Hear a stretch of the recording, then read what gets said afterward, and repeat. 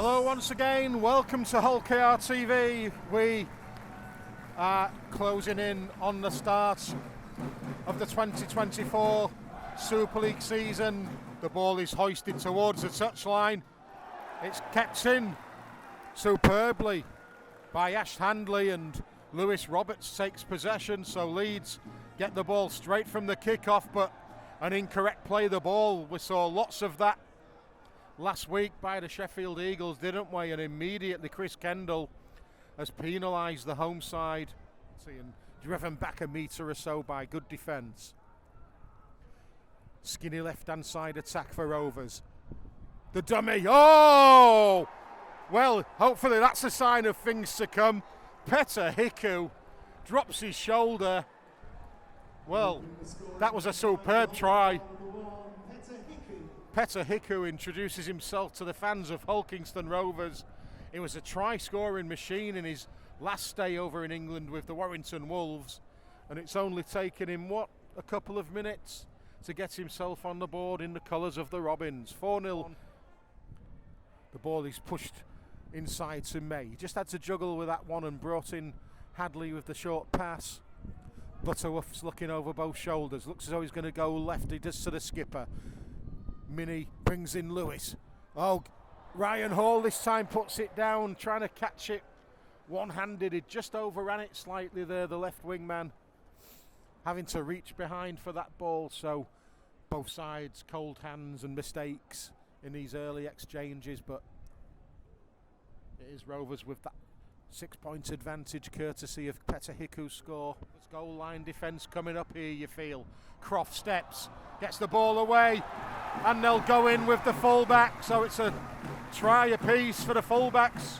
It looks as though it was Lachlan Miller that finished that move off.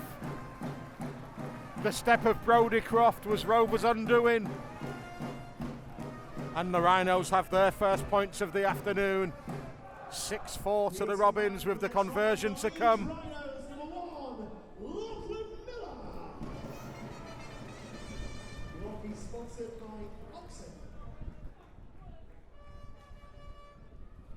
So Brodie Croft, the creator, Lachlan Miller, the finisher, and Leeds, you feel, should tie the game up here at 6 apiece. Corey Hall with some defensive work done there for Rovers. They've gone to the skinny side.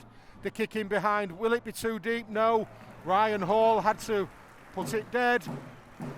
So good pressure built by the Rhinos.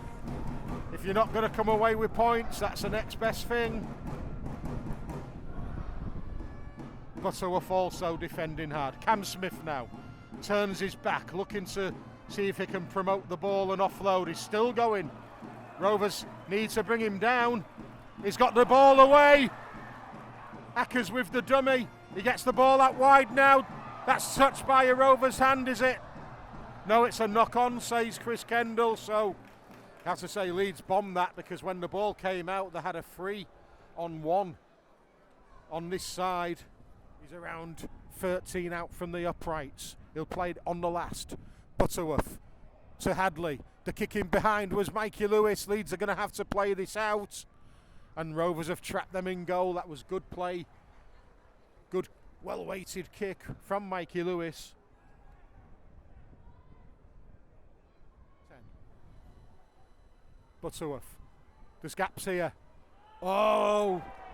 Rovers are saying it was touched by Leeds. It went to ground. The referee disagrees. And that's early in the tackle count that Rovers make the error. Frustration on the left edge for Ryan Hall and Petter Hiku. Rovers 11 metres out centre field. Lytton scampers. Cut down by the two-man tackle. Rovers still a couple of tackles remaining. Disguised pass of Mikey Lewis. Crash ball. The Robins are in for their second.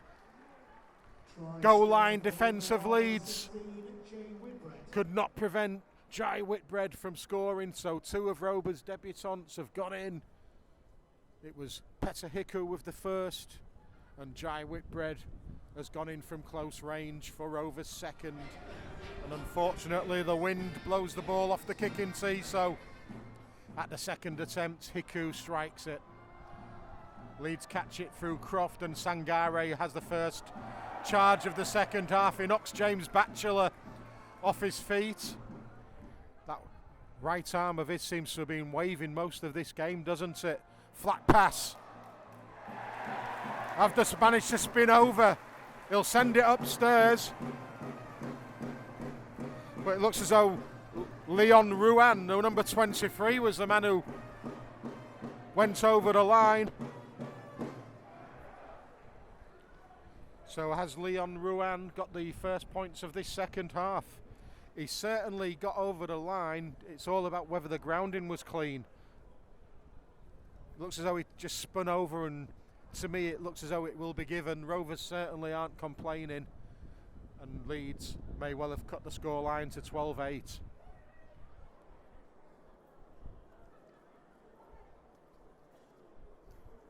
Again though, Rovers quickly getting organised. 12 out. Cam Smith to Frawley. There's gaps. There's a running opportunity for the corner, and the Rhinos have dived in. Fast hands, the undoing of Rovers there. And the Rhinos take the lead for the first time in this game. Scorer for Leeds Rhinos, number 2, Ned McCormack.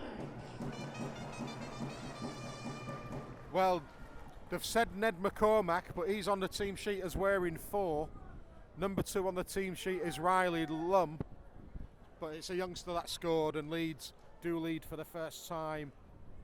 Around the legs is Staunton working hard. But the Rhinos now coming at Rovers with some real desire and energy, you feel. Here's Croft, stabs in behind. And the Rhinos will score again.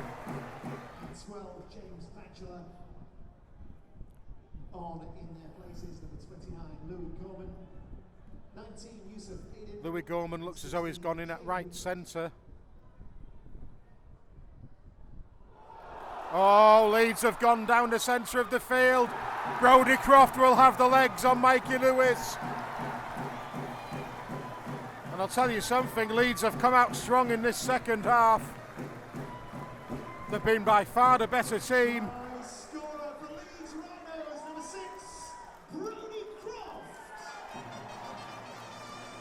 And from 12-4 at the interval, Rovers now trail 24-12. The ball down the middle split Rovers open. Brodie Croft had the pace to get there. Rovers are stacked up both ways now. May, short pass surely. He's offloaded. Oh, Gorman's in. Louis Gorman took that well. It was a great offload from Tyrone May. It is a quick response from Rovers, and 2 tries last week for the young man. He's gone in again. Louis Gorman makes it 26-16. Try scorer for Montreal, number 29, Louis Gorman. Tyrone May's going to be a real handful to Super League defences in that area of the field, isn't he? Because he's very elusive. James Donaldson, unsurprisingly, gets man of the match in his testimonial game. He's been a good professional, hasn't he, Dono? He's a really nice lad as well. He was great at Rovers. He was one of those players that always had time for the fans. He would always be one of the last to leave signings and fans' days, and he deserves this testimonial. For the Rhinos, sponsored by SM UK, offer for number 20, Morgan Gannon, on his place, number 8, Nikolai Letsky.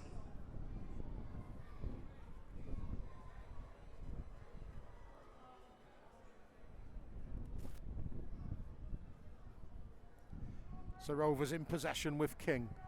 The wind is still swirling around the posts, are swaying in the wind.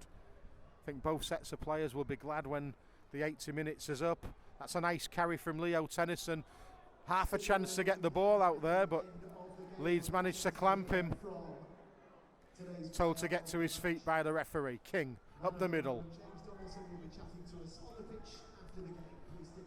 Last tackle, Tyrone May. Are they going to run this one from deep? Lewis to Evalds. Here's Gorman now. We know he's got pace from last week. He's got the ball back inside, but Leeds have made the tackle, but they've conceded a penalty as well. I'll tell you what, Louis Gorman is going to be pushing himself into contention for the 17, isn't he, the way he's played in these 2 friendly games. May not quite make it, but he's certainly giving Willie Peters something to think about. Mikey Lewis with the stab through, but that's the final action of the afternoon. The victory goes the way of Leeds Rhinos in James Donaldson's testimonial game.